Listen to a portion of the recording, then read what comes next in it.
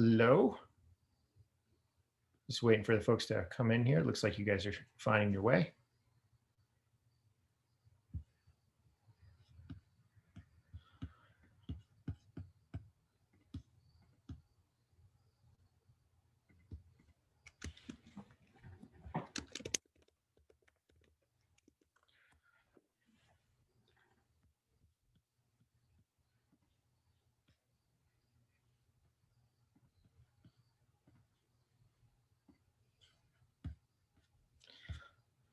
All right, I guess I'll just get started with introductions. My name is Kevin Newman, and Captain N on the forums and in GitHub. And I have sort of taken on the responsibility for myself of sort of maintaining the React hook implementation for Meteor.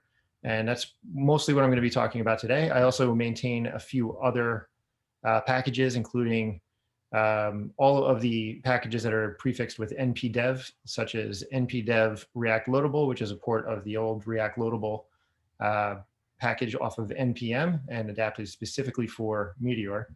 And if you have any questions about any of these packages, please leave it in the chat and I'll try to answer them. I don't have much of a presentation, so I intended to do more of a question and answer kind of a conversation or whatever. So if you have any questions, please do leave them in the chat. So I guess I'll get started. The first bit of information to go through, I just wanted to cover, is covered actually more by this old Medium post for the Meteor blog. This basically introduces useTracker, and it has a lot more information that I'm going to cover here, so I just wanted to mention that. If you are looking for a little bit of the history about how this thing came about, please do give this a read. It has a lot of great code examples for why you might want to use useTracker and how to actually use it, right? So it's full of great examples. And let's see. Oh, can you guys see my screen? I don't think I pressed the share screen button. Great. So I'm just, as I said, I don't have much of a presentation. I'm just going to jump around between code editor and a few other resources for the moment. So what I wanted to talk about today is basically this hook, which is in the Meteor React Meteor data package, and some of the way it was implemented, why it was implemented that way, and some better ways, I think, to go forward with integrating Meteor and React in a way that's more idiomatic to the way that the React team expects things to be integrated. So useTracker is actually sort of an evolution of the old withTracker. The old withTracker was like a hawk, a higher order component that you would use to create containers. Many of you are probably using that. Some of you may still be using that. In fact, I'm not quite sure how we can get an indication, but if you can indicate in the chat how familiar you are with hooks in general, that might be helpful.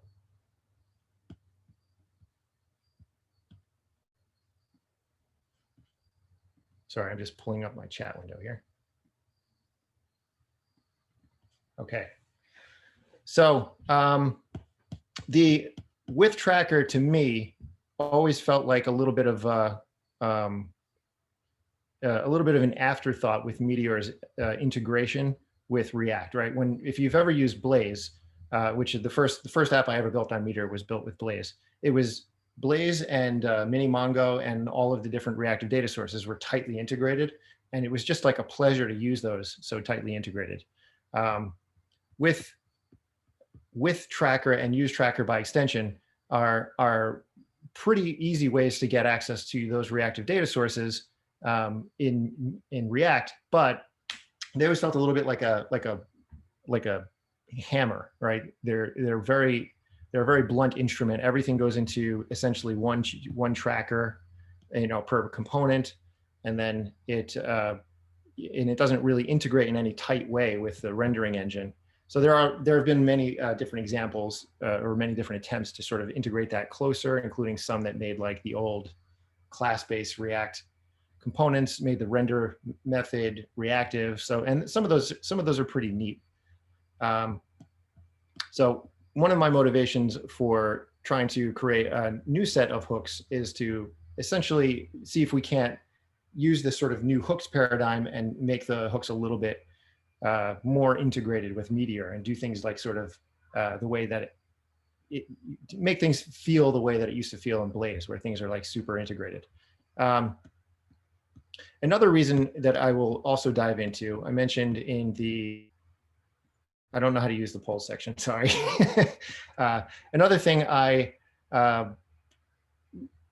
the description, I said I was going to do a little bit of a deep dive into the internals of the hook. And so let's do that now. I'm just going to show you a few details. And we're going to talk about a number of different, actually, I think I had this open. We're going to talk about a number of different aspects to React and how React expects data to function. Especially as it relates to features like error bounds, and it's the trio, the error bounds, suspense, and concurrent rendering, right? So in order to pull off those features, the React team is very serious about not creating what they call side effects in the render function, which the by design useTracker hook has to do. There's really just no way around it. And I'll explain why in just a second. All right, so if you've never looked inside of Meteor packages, by the way, I encourage you to take a look inside there. They're not that scary. Most of the packages are actually implemented fairly simply. The React packages are in a separate repo from the main Meteor repo, but there's also a lot of core packages in the main Meteor repo. You can check them out. It's fascinating to read through that stuff and see how it's all put together. So we're just going to review useTracker. So now the first thing you'll notice about this implementation is it's huge. There's just so much code in there, and there's a lot of reasons for that.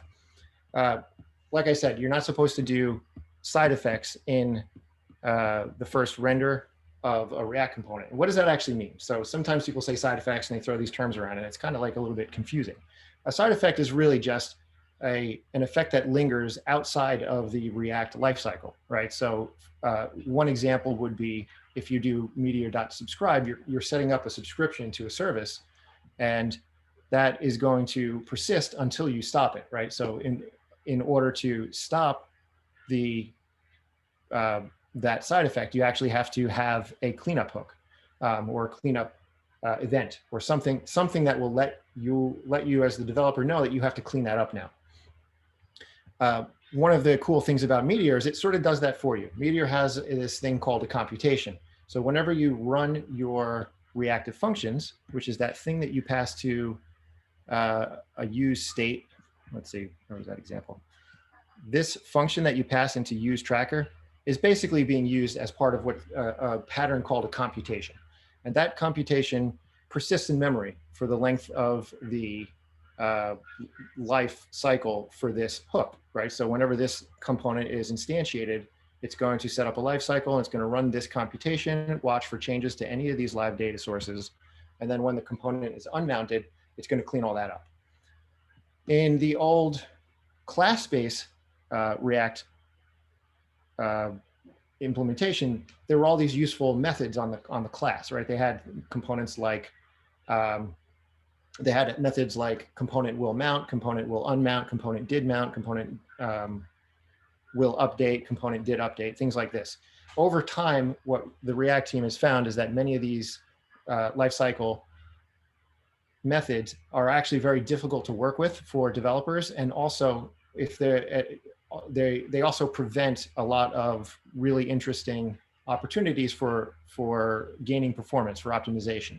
So they've been deprecating them and removing them out of React. And one of the most important methods for the old with tracker implementation was component will mount. So the way that it used to work is that when your component was instantiated, it would actually create the computation at that point, and then later on, when the component was unmounted, it would destroy the computation.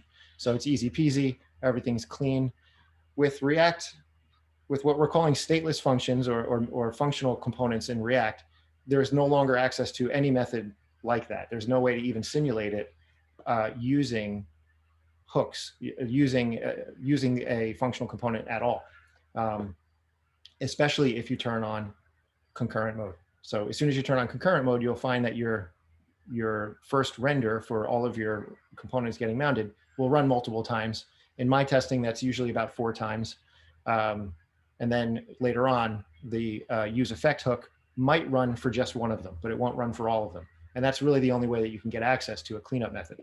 That makes all of this code necessary. So what this is actually doing is it's doing a number of things. It's actually creating a computation when the component mounts, and then it's sort of holding on to it for a window of time. It holds on to it for about 1 second. And if the specific instance of your component is actually gets mounted or gets committed, is what they call it in the React world, then it will actually pick up and retain that computation and run with that for the rest of the life cycle of the component. If it doesn't, after 1 second, the cleanup method fires. It's a huge pain to do that. It's actually probably, it might even be ill-advised. So we already had one issue that where we had to work around that and make it a little bit less efficient.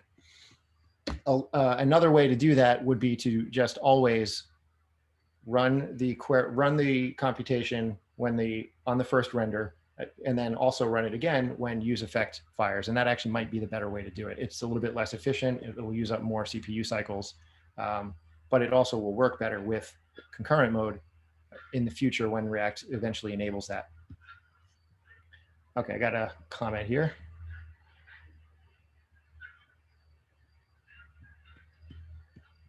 Oh, so the chat on here is not connected to Zoom. Oh, okay. Thank you for telling me that. Let me go in here. Okay, so here we go. Sorry about that.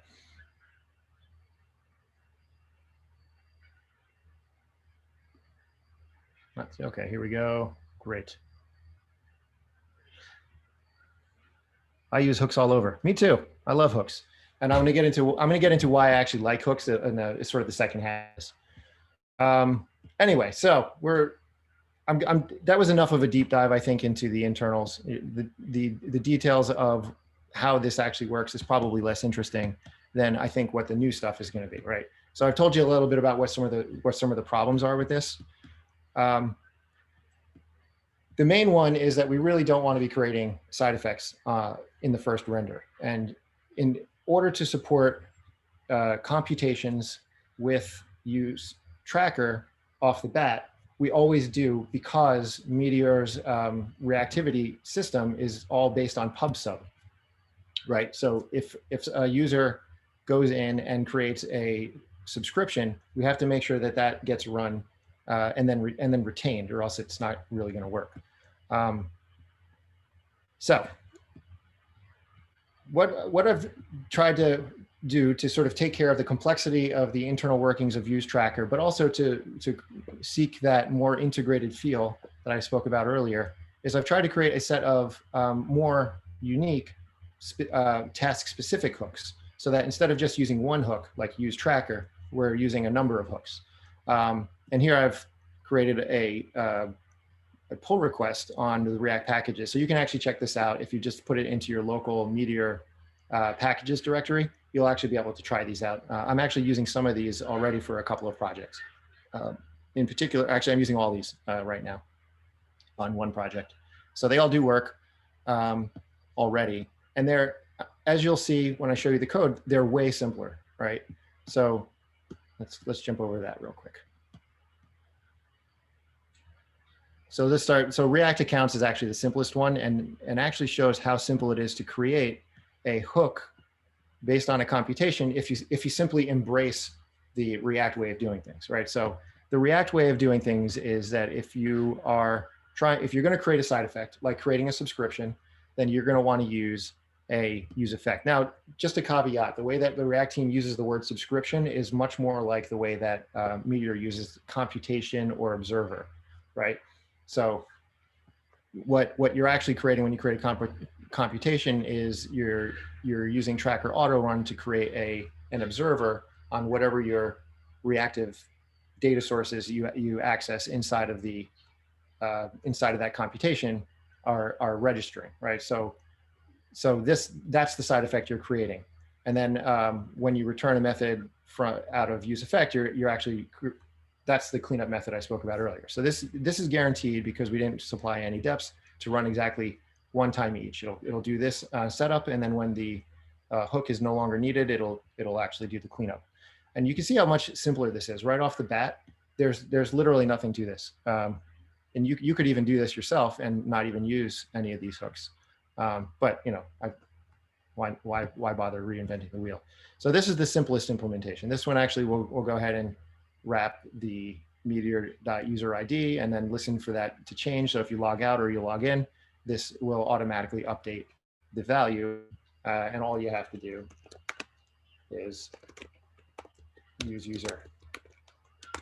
Right, import the thing and use user, and there you go. A more interesting one is React Meteor State. One of the things that I find annoying, honestly, while I'm developing Meteor applications is when the front end refreshes because of a change, it will actually lose all of your state when the page refreshes. And the other thing to be aware of is that when you do a hot code push out into production, into out onto your web application or even into a Cordova application, the same thing is going to happen to your users, right? And we don't want that. So React Meteor State basically hooks into the Meteor reload package and will actually, sorry, I was having trouble seeing the file, and it'll actually retain the values that you set into it across the reload, right? So that's actually how Blaze always worked. And now we can have that in Meteor too. I'm sorry, in React as well. You can see it's a little bit more complicated. You know, it just does it's basically, use Meteor state is almost a photocopy of the React's regular use state. Internally, it's actually using that, right? The only difference is it takes a second parameter. It takes a string. It has to be a globally unique string.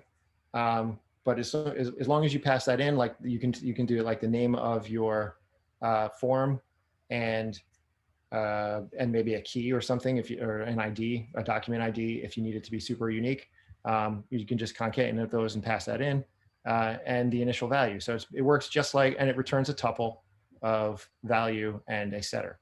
So it works exactly the same way that the React use state works, except it retains the data between refreshes. So that's pretty neat. It's useful in production and in development. Although from what I heard in Felipe's presentation, we probably don't have to worry about this for much longer because we're soon going to have hot module replacement, or fast refresh, I think they're calling it, which is also pretty great. So that's the other one. And then the last is the pair of Mongo or mini Mongo methods, right? So we have use subscription, and here you see they're divided just into a simpler server implementation. It's not that important. This is just it's just to make a SSR a little bit easier. So the way that these work is they're designed to work together, right? So here's an example of,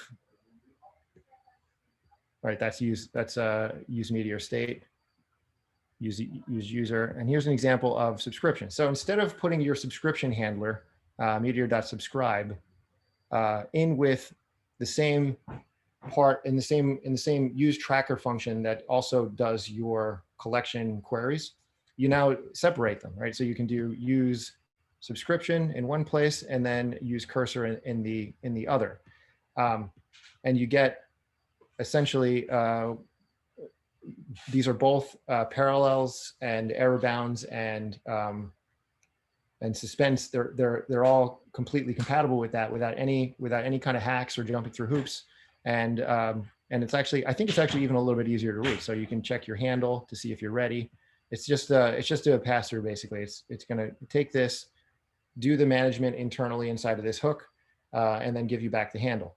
The same thing for cursor. It's going to do the query, return set up all of the watching or not, and then return the cursor. And then you can actually map over the cursor directly. And this is actually something of an experiment, right?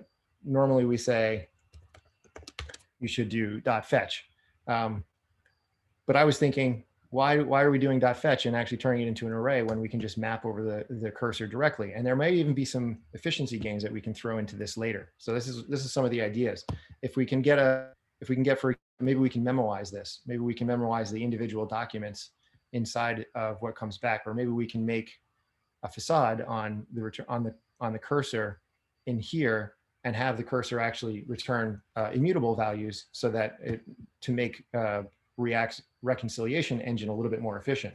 So there's I think there's a number of different optimizations we can add to this, but the first one is we're just not going to iterate over the array twice. We're not going to do the fetch and then also iterate through it in the render method. It just iterates through it the one time in the render method. Caveat, I still have to test that and make sure there actually really is a performance gain there, but I think there is. And again, the implementation of this is super simple. It's just running the cursor. It runs the reactive function, runs the cursor immediately inside of useMemo, and does not set up any kind of reactivity. And then it waits for useEffect to mount. And when it does mount, it sets up an observer to all of these different types of events. And when they change, it forces an update, and then you get fresh data on the cursor. So it's much simpler. I think this will be way easier to maintain. And I think it's actually going to allow the addition of some cool new features. So for example, maybe we might want to have a way to have a should update method. Sorry, or maybe we want to have a way to support suspense for data loading, which is not really ready on the React side, but maybe that's coming. Maybe we want to be able to throw an error out of here and capture that in error bounds, or throw a promise and use suspense, right? So it's going to make a lot of those types of feature gains a lot easier to implement, because you can see there's just much less to deal with in this implementation. So these are the primary reasons I've wanted to show to do this talk, and I hope you've enjoyed some of these things. I'm going to just check for questions real quick, if I can find it.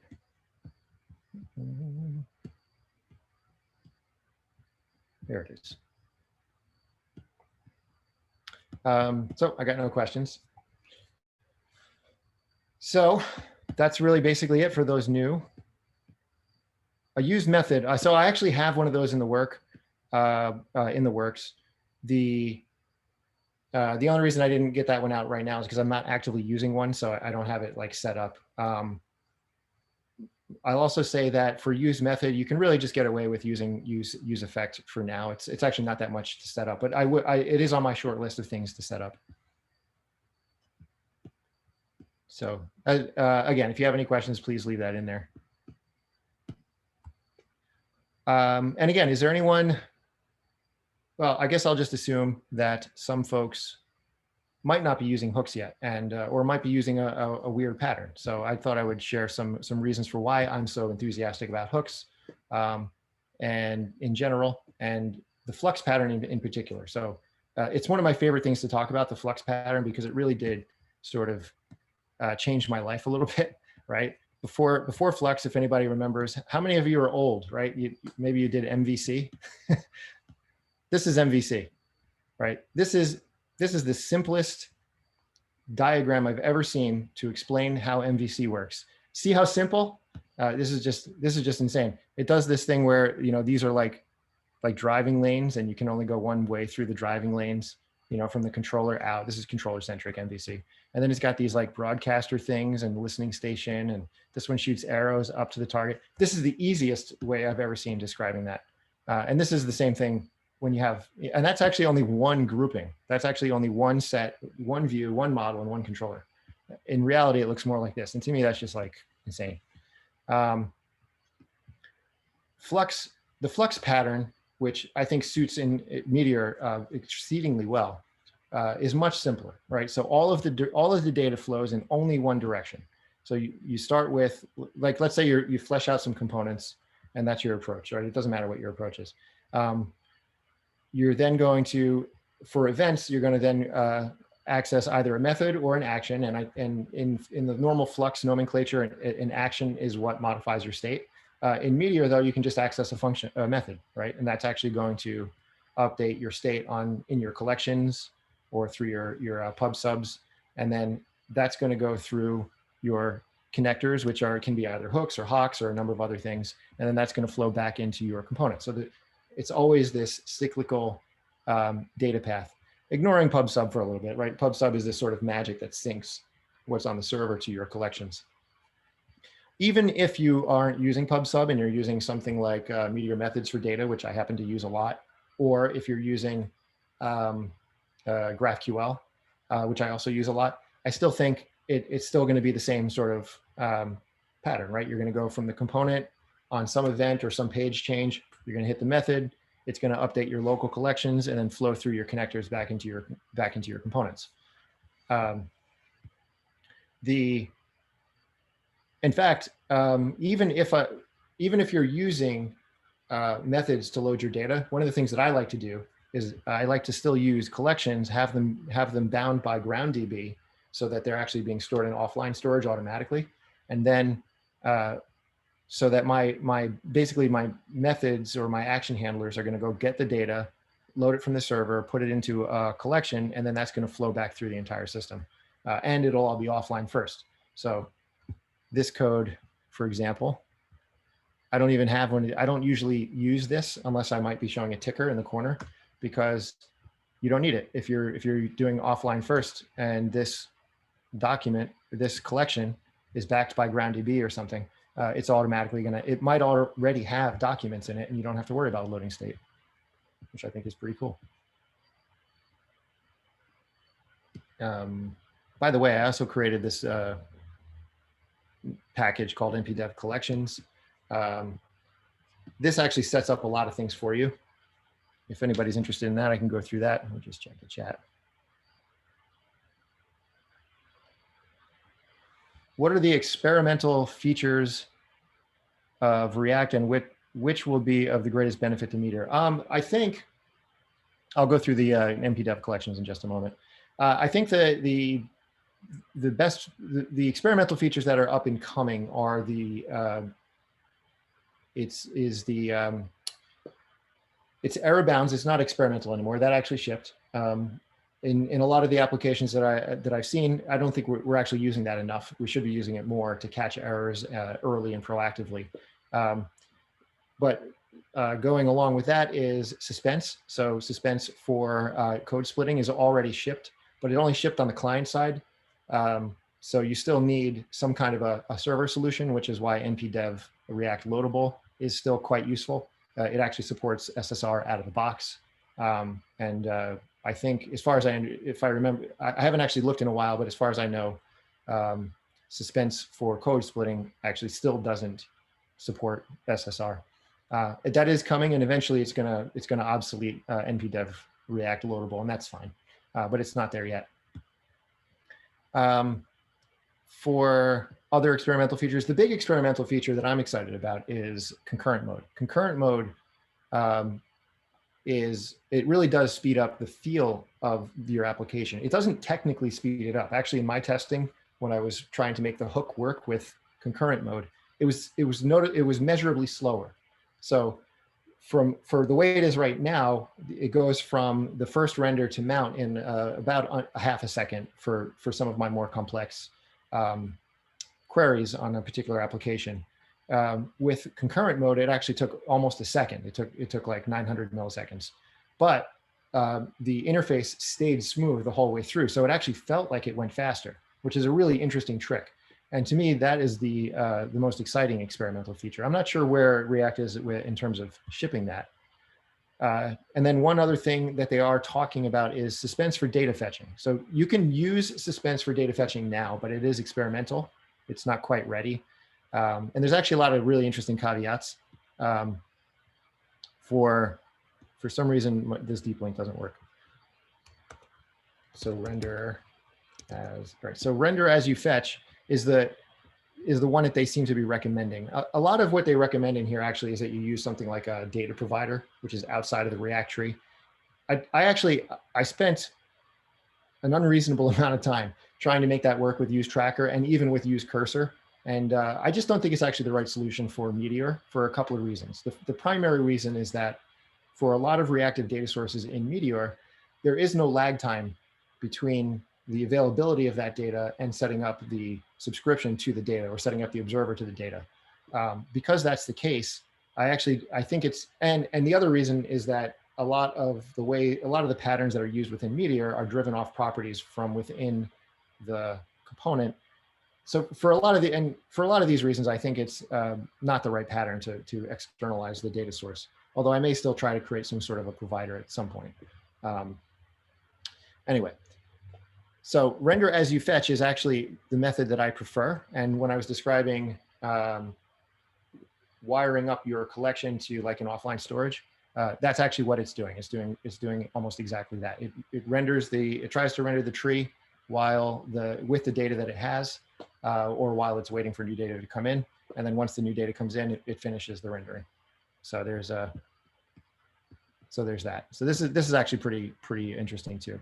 The thing that makes suspense, if you're unaware, is that you throw basically a promise up to a higher component in your component hierarchy. So you don't have to write import loading components all over the place and have 20 loading components. You can literally just like maybe on your page handler have one loading component and then throw all of the loading events up to that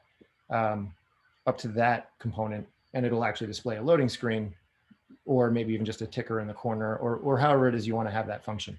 So that's like, to me, suspense and concurrent mode are the two up and coming features. There's some other really interesting lower level stuff. There is one of the things they're talking about with concurrent mode is de-opting certain code paths. So if you can't get out of creating side effects in that first render, there's going to be a way to actually opt out of concurrent rendering. And I actually think for with tracker and useTracker without depths, that might be the way to support React in the future. That's a really low level, kind of invisible feature, but I think it's actually going to be pretty useful for useTracker in particular. All right, so let's cover mpdev ReactLoadable right quick. So this is actually the second attempt. I'm sorry, this is not the right one. We want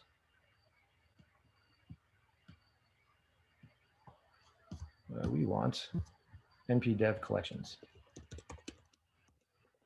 Before I move on, did you want to see mpdev collections or mpdev ReactLoadable?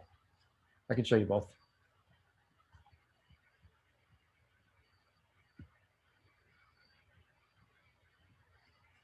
Both, okay. All right, so mpdev collections is it uses behind the scenes useTracker. I haven't ported it over to useCursor yet, although that's on my short list. And what this does is it sets up a bunch of stuff.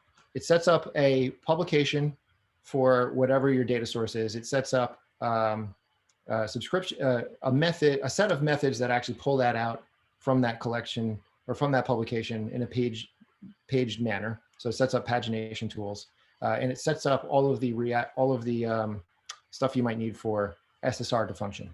It's still a little bit kind of hard to use, but it does.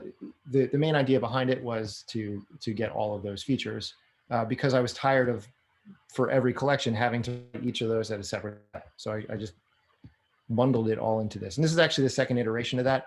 In the first iteration, which we use on PicStory, it was kind of a mess.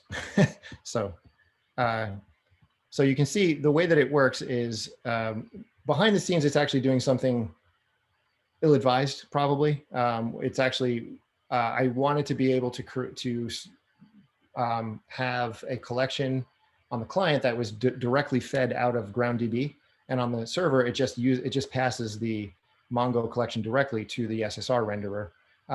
I have since came up with much better ways to do this, and we'll probably update it for some new minor version, so that on the client, it just uses the collection on the server and the client, and on the client, it just basically backs the collection with a fork of GroundDB that I plan to write at some point if I ever get around to it.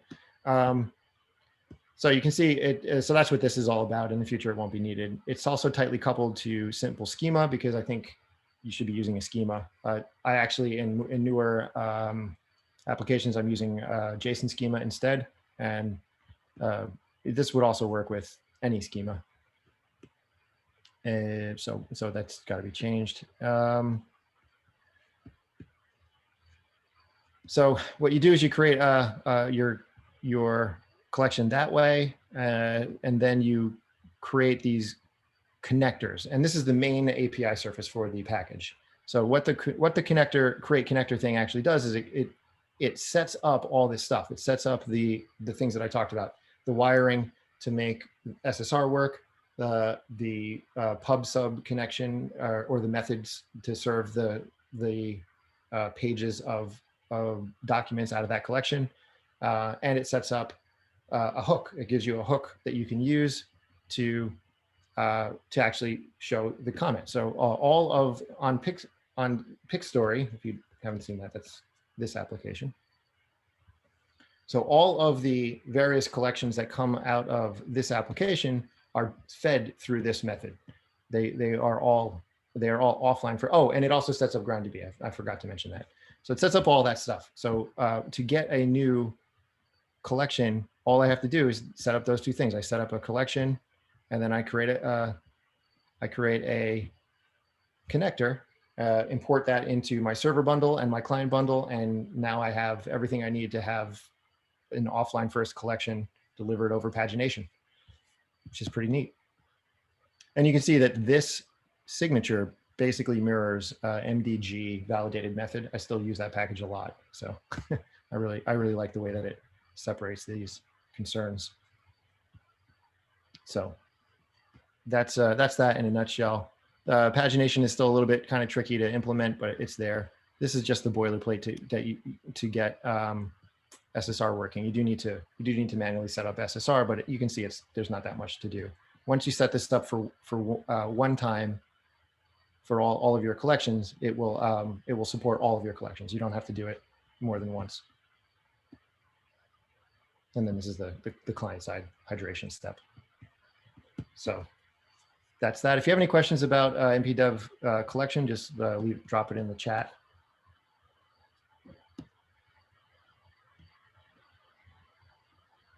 Is that sunglasses? All right, so mpdev ReactLoadable.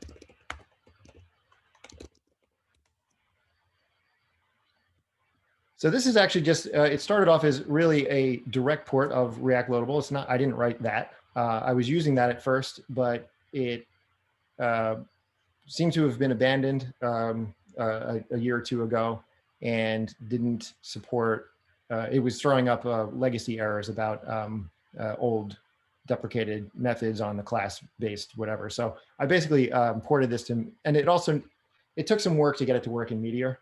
So I did a proper port of it and also updated it to use hooks. And now it's a lot easier to set up in Meteor. So this is actually, what this does is it creates a really easy way to set up code splitting. So on most of my apps, I do this only in one file. You can do it in multiple files. It will support multiple like nested code splitting. There may be a bug, but I think it works. And so the way that this works is you just basically set up your code split area here. These are basically all of my different routes handlers. And you can see it's just using Meteor's dynamic import function. It's perfect code splitting system. And what that's going to do is it's going to let me set up routes using the standard React router kind of way to do things. I have like a main layout kind of thing that I wrap all my components in, and then eventually in there. So these actually aren't code split at all, which is kind of cool. Right. So search, right? So this one is code split, right? So search is defined up above as a loadable, and you can see that it's really like it looks exactly the same as using the component. So that's one of the reasons why I liked Loadable. It's super easy to set that up. All you have to do is add that, wire it up in SSR a little bit, and off you go. There is a little bit of a kind of a trick that I'm using. It requires, in order for this to work, you need to have a Meteor function, a Meteor property on the loadable, on the data that you pass to the loadable. It's described in the README. I'm just going to go over this part because it's actually kind of, I get a lot of questions about it. Right. So what this does is it basically, it's necessary to resolve the namespaces essentially of your imported components. But it's annoying to have to type all this stuff. So there's actually a really quick and dirty Babel plugin. That's distributed through NPM, only because I couldn't figure out how to distribute it through through Atmosphere. But once that's in your plugins list for Babel, it will actually take care of adding this for you, so you don't have to worry about it. It basically just takes this and then puts it inside that boilerplate. It's super simple. And then, you know, bliss, you don't have to worry about it anymore. Is there any specific questions about ReactLoadable? You can see that it hydrates there. There's enough information in the documentation. It's all been updated.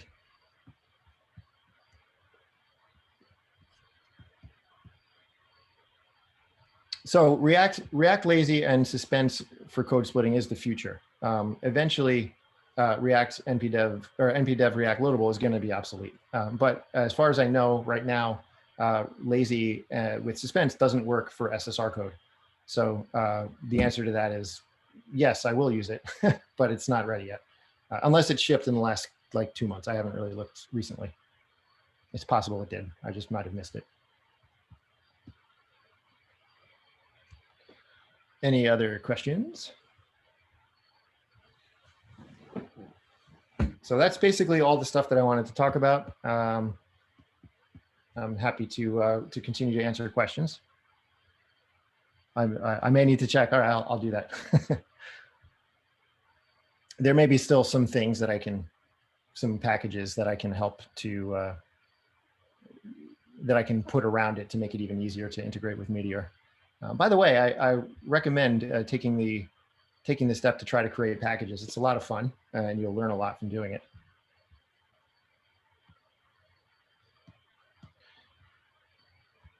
So that's my time. If there's any other questions, I'm happy to answer them now or later. I'll be checking in, make sure that there's nothing I missed, and hope you got something out of it. I had fun doing this talk.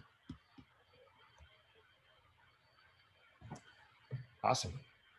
So I didn't prepare a joke to end with. Do I just stop? Is that what I do?